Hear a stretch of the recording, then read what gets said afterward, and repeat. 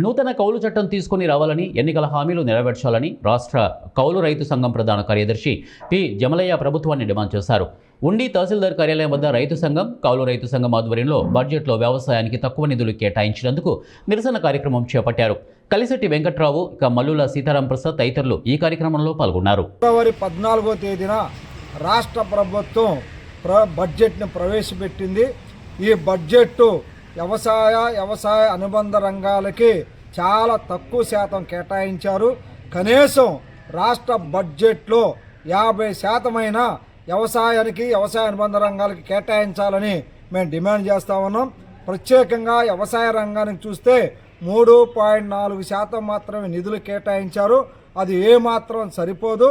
కనీసం 10% ప్రత్యేకంగా వ్యవసాయ రంగానికి బడ్జెట్లో నిధులు కేటాయించాలని మేము డిమాండ్ చేస్తూ ఉన్నాం.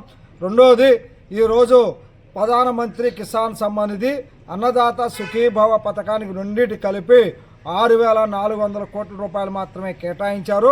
కనీసం 10,000